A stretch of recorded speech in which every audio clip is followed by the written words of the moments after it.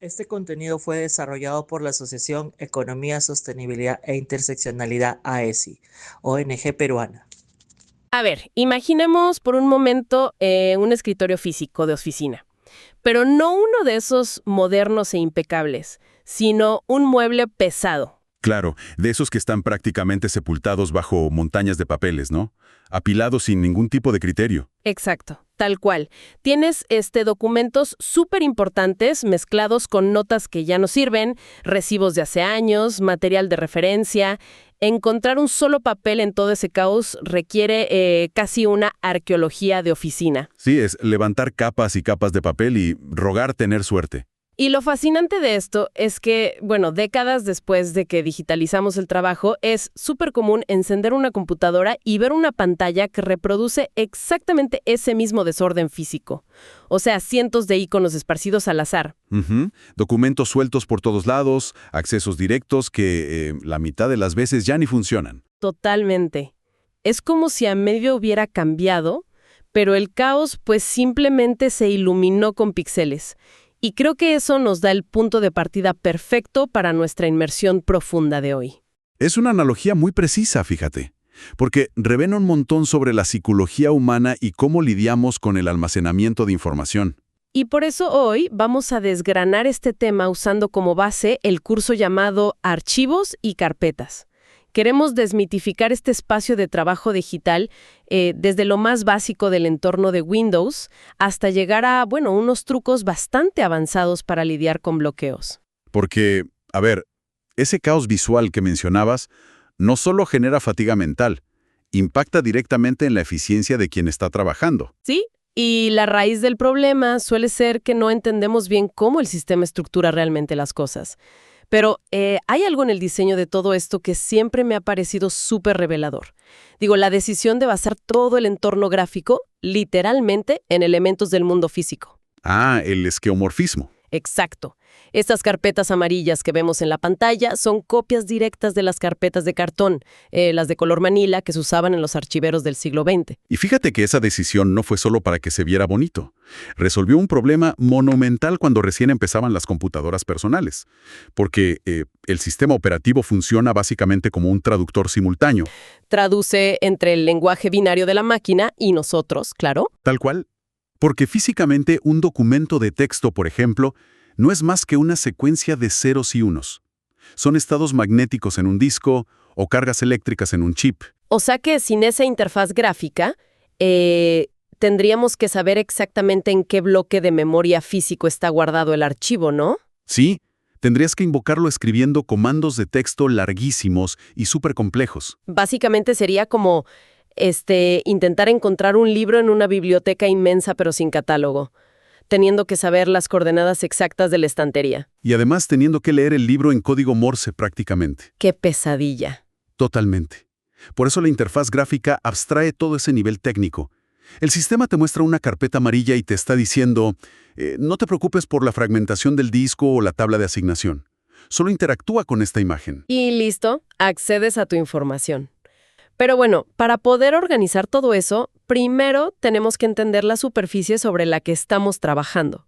El escritorio. Nuestra mesa de trabajo virtual. Exacto.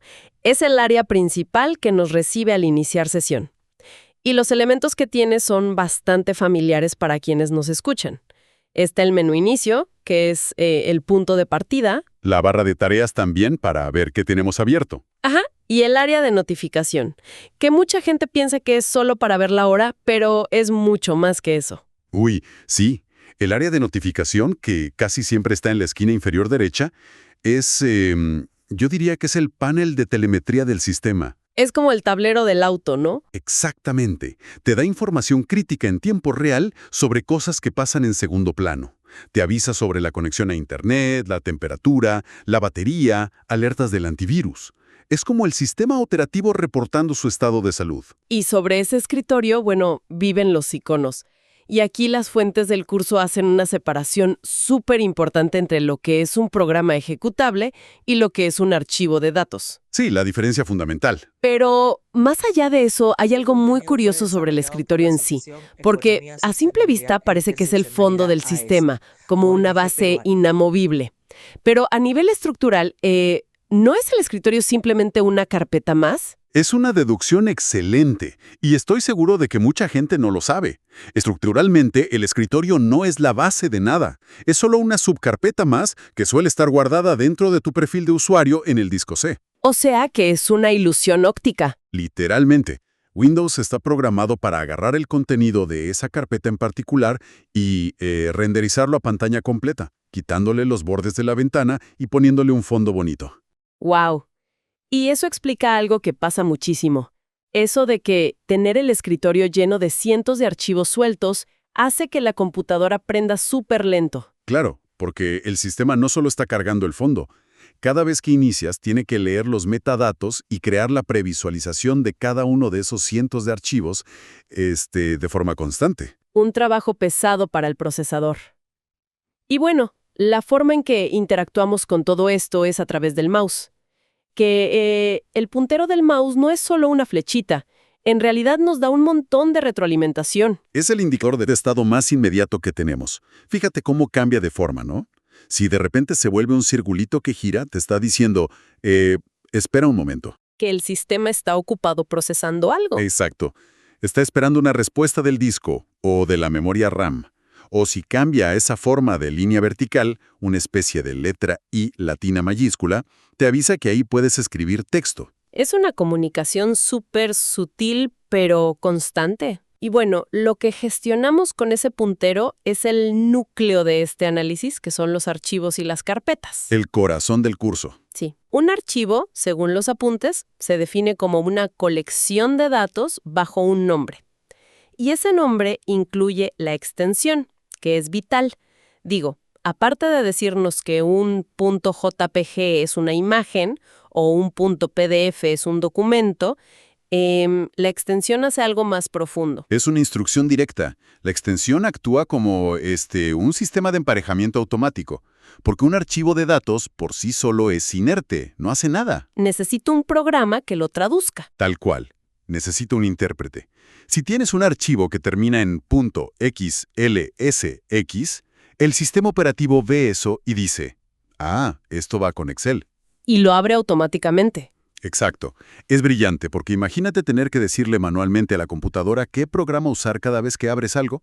El sistema lee la extensión y lanza la herramienta correcta por ti. Para no volverse locos, claro.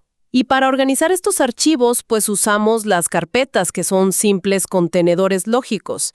Y las fuentes usan una analogía que me encantó, que es súper visual. El árbol de directorios. Sí, esa es la metáfora fundacional de la informática.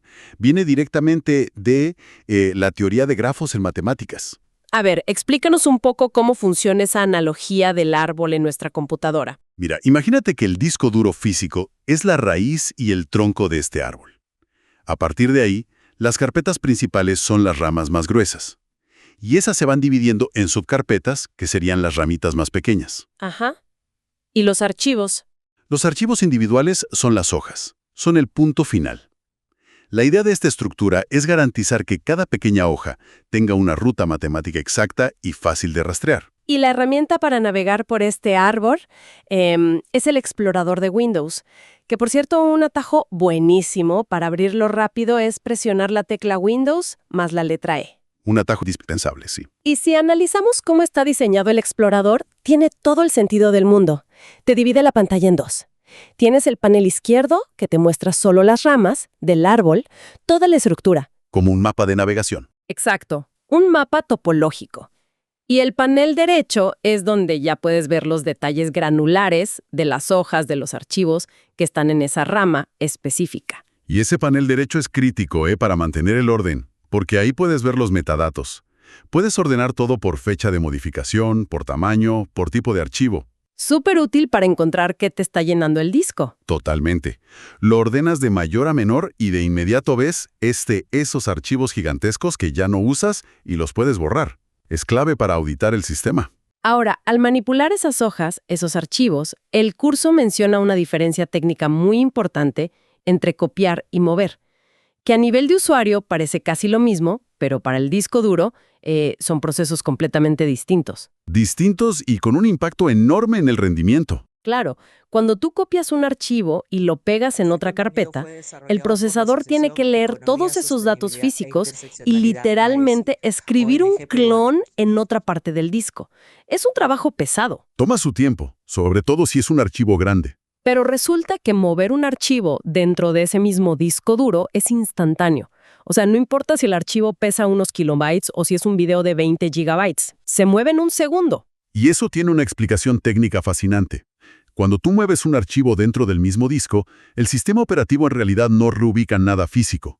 Los ceros y unos se quedan exactamente donde estaban en el plato magnético. Espera, ¿en serio? ¿No se mueven del lugar? Para nada. Lo único que hace el sistema es ir a un índice, a la tabla maestra de archivos y tachar una línea para escribir otra. Le dice al sistema, este archivo ya no está en la rama A, ahora anótalo en la rama B. ¡Wow! O sea que solo actualiza la dirección en el índice. Exacto, por eso es instantáneo. Los datos masivos nunca se movieron, solo cambió su dirección de registro. Por eficiencia. Y bueno, todo este ecosistema funciona de maravilla en un mundo ideal. Pero la realidad de quienes nos escuchan seguro es otra. Llegamos a la parte caótica. ¿Qué pasa cuando abrimos demasiadas cosas al mismo tiempo y el sistema se satura? El famoso colapso. Es que la degradación del rendimiento suele ser progresiva. Cada ventana que abres consume un bloque de tu memoria RAM. Y a veces cerramos mal los programas, ¿no? Ese es el mayor problema.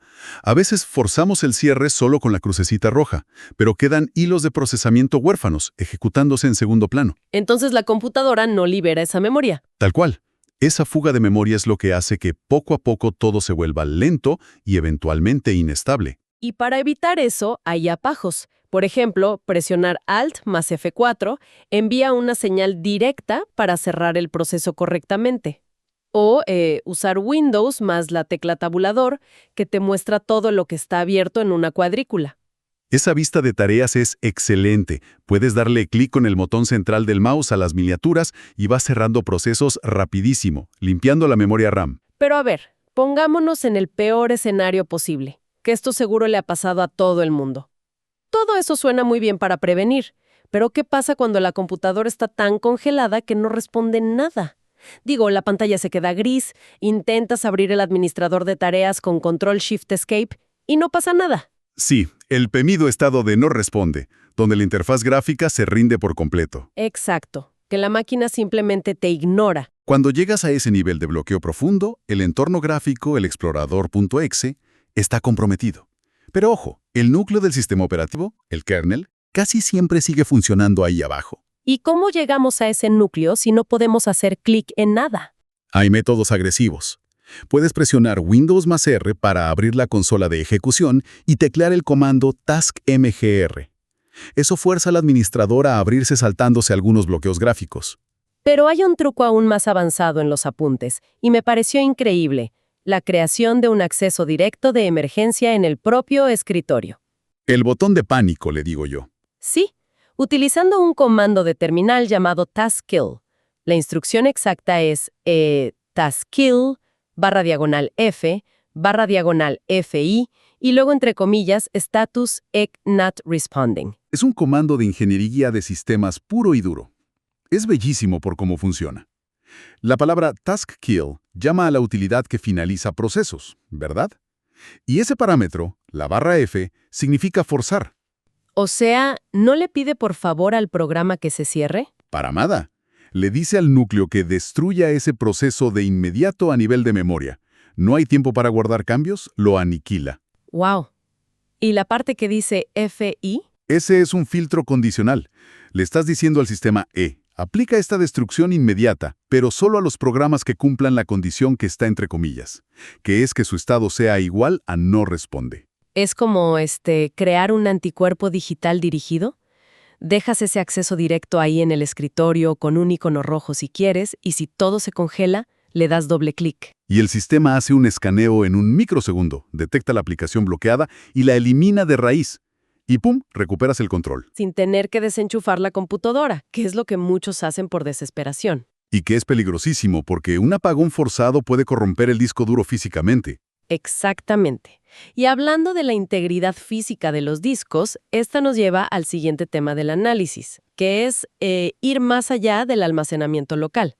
Porque guardar cosas en la compu está bien, pero los datos Contenido fue importantes desarrollado por la necesitan Asociación respaldo. Economía Estrategias de Sostenibilidad e redundancia. Así es. Interseccionalidad Y el AESI, curso explica ONG algo peruana. llamado espacios de almacenamiento en Windows. Básicamente puedes conectar, digamos, 3 discos duros físicos diferentes y decirle al sistema operativo que los trate como si fueran uno solo gigante. Y te da 3 arquitecturas distintas para manejar eso. Están los espacios simples, que básicamente juntan el espacio de los discos. Son muy rápidos para leer y escribir, pero si un disco se rompe, pierdes la información que estaba ahí. Cero protección. Por otro lado, están los de reflejo que sí te protegen. Ah, los de reflejo son ideales para la seguridad. Hacen copias exactas en tiempo real de todo lo que guardas en 2 o más discos. Si uno muere, tienes la copia exacta en el otro. Pero claro, desperdicias la mitad de tu espacio total, ¿no? Exactamente. Y ahí es donde entra el tercer método, que matemáticamente es fascinante: la paridad. ¿Cómo funciona la paridad sin desperdiciar tanto espacio? En lugar de duplicar el archivo completo, el sistema corta el archivo en fragmentos. Distribuye esos fragmentos en los diferentes discos y añade unos bloques extra con cálculos lógicos y operaciones binarias complejas. O sea, guarda las matemáticas detrás del archivo. Tal cual. Entonces, si uno de los discos físicos muere trágicamente, el sistema operativo usa esas matemáticas que guardó en los bloques de paridad para recalcular y reconstruir en tiempo real la información que se perdió con el disco roto. ¡Qué genial! Equilibras la seguridad sin gastar tanto espacio. Es una tecnología de servidores que ahora podemos usar en casa. Pero bueno, no todos son discos duros gigantes.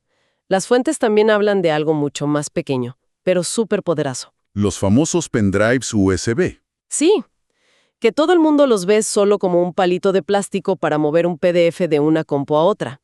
Pero al entender que por dentro son unidades de memoria flash sólidas con su propio controlador, se abren un montón de posibilidades. El curso lista 6 usos alternativos impresionantes. El primero es convertir el USB en un Live USB, o sea, meterle un sistema operativo portátil completo. Entonces el pendrive se vuelve la computadora en sí misma.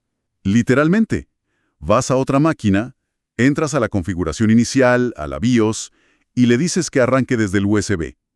Y listo, usas todo tu entorno, como una distribución de Linux, directo desde la memoria RAM, sin dejar un solo rastro en el disco duro de esa computadora.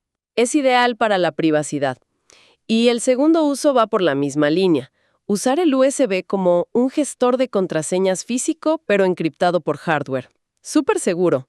Y el tercero, este seguro le sirve a mucha gente, es llevar aplicaciones portables. Ah, claro, las versiones de los programas que no necesitan instalarse. Exacto. Puedes tener tu programa de edición de fotos o de texto directamente en el USB. Lo conectas en cualquier lado, lo hablas y funciona sin meterse con el registro de Windows de la máquina anfitriona. Y el cuarto uso ya entra en terreno de ciberseguridad avanzada. Habla de crear un antivirus de rescate en el USB. Esto es vital porque hay virus como los rootkits que se esconden tan profundo en el sistema que, una vez que Windows ya aprendió, el antivirus normal ni siquiera los puede ver. Claro, el virus se camufla con el propio sistema operativo. Exacto. Pero si tú arrancas la máquina desde un USB de rescate limpio y sellado, el virus de la computadora nunca llega a activarse. Entonces el antivirus del USB tiene ventaja y puede analizar el disco principal y purgar cualquier amenaza invisible. Súper táctico. El quinto uso que mencionan tiene que ver con revivir computadoras viejas. Aprovechar la velocidad de esa memoria flash, porque no tiene partes móviles, con una tecnología que se llama ReadyBoost. Eso salvó a mucha gente en su momento. Si tenías un disco duro mecánico muy viejo y lento, conectabas un USB rápido y Windows lo usaba como caché. O sea que guardaba ahí temporalmente los archivitos que más usaba, ¿no? Sí, para no tener que hacer que el brazo mecánico del disco viejo los buscara todo el tiempo. Mejoraba los tiempos de carga muchísimo. Y llegamos al sexto uso que, de verdad, me dejó asombrada. Yo no sabía que esto se podía hacer a nivel casero. Resulta que puedes convertir cualquier pendrive común en una llave de seguridad física, literalmente como la llave de tu casa. Es la intersección perfecta entre la seguridad lógica y la física. Con un software especial, configuras el USB para que emita un token criptográfico. Una señal única. Exacto, y Windows se queda monitoreando esa señal por el puerto USB. En el instante exacto en que sacas el pendrive de la compu, el software lo detecta y te bloquea toda la sesión de inmediato. Encripta la pantalla al instante. Y para volver a entrar, necesitas volver a enchufar el hardware. Sin el pendrive físico en la mano, no hay acceso, por más que te sepas la contraseña. Es que es increíble cómo la tangibilidad física sigue siendo el mejor complemento para la complejidad digital. Las barreras de hardware son casi impenetrables. Totalmente. Convierte un USB de $10 en una bóveda. Y bueno, repasando todo esto, creo que el viaje que hemos hecho hoy ilustra perfecto el valor del conocimiento técnico profundo. Digo, empezamos desarmando esa sencilla metáfora de la carpeta amarilla en el escritorio. Y terminamos viendo cómo el sistema nos oculta todo el trabajo magnético y mecánico del disco duro, claro. Navegamos por el árbol de directorios, entendimos por qué los archivos no se mueven de verdad cuando los arrastras en el mismo disco, y vimos cómo las extensiones dictan qué programa debe abrir qué cosa. También nos asomamos al núcleo de Windows para ver cómo lidia con las fallas usando la terminal, el task kill, y cómo salir del almacenamiento local usando discos en paridad matemática y los usos tácticos de un simple USB. Ha sido un análisis súper completo, de cada rincón del entorno operativo. Pero, para cerrar, hay algo que las fuentes del curso me dejaron pensando. Una reflexión que emerge naturalmente de todo esto. A ver, cuéntame. Durante todo el análisis de archivos y carpetas, nuestra premisa principal ha sido el almacenamiento local, ¿no? Nuestro árbol, nuestras carpetas, nuestros discos físicos, ahí mismo en el escritorio. Pero la tecnología actual está migrando agresivamente hacia la computación en la nube. Sí. Un cambio de paradigma completo en la topología de cómo guardamos datos. Totalmente, porque hoy en día el almacenamiento se fragmenta. Un documento en el que estás trabajando puede tener bloques guardados en un servidor local y otras partes replicadas en centros de datos en distintos continentes al mismo tiempo. ¿Unidos solamente por hipervínculos invisibles en Internet? Exactamente. Entonces, si los ceros y unos de nuestras fotos o documentos ya no están físicamente juntos, si las hojas de este árbol ya no cuelgan de una rama local en nuestra computadora, mi pregunta es, ¿va a sobrevivir la metáfora de la carpeta y el árbol de directorios? Es una excelente pregunta, porque la estructura jerárquica ha dominado la informática por 50 años. Pero el concepto tradicional de ubicación física del archivo ya se está volviendo obsoleto. Quizás en unos años la interfaz evolucione hacia, no sé, una estructura basada puramente en inteligencia artificial que nos traiga la información por contexto y no porque recordemos en qué subcarpeta estaba. Va a ser fascinante observar con qué nueva metáfora nos van a abstraer esa realidad hiperconectada en el futuro. Sin duda alguna, va a ser un terreno increíble para ver el próximo salto evolutivo en cómo interactuamos con las máquinas. Y bueno, con ese pensamiento dejamos concluido nuestro análisis de hoy. Ha sido un recorrido profundo y muy necesario. Para quienes nos escuchan y les gusta investigar, mantengan siempre esa curiosidad sobre los engranajes invisibles de su tecnología diaria. La próxima vez que muevan un archivo de una carpeta a otra en un parpadeo, acuérdense de esos índices y cálculos lógicos que están trabajando a toda velocidad tras la pantalla. Hasta nuestra próxima inmersión profunda. Este contenido fue desarrollado por la Asociación Economía, Sostenibilidad e Interseccionalidad AESI, ONG peruana.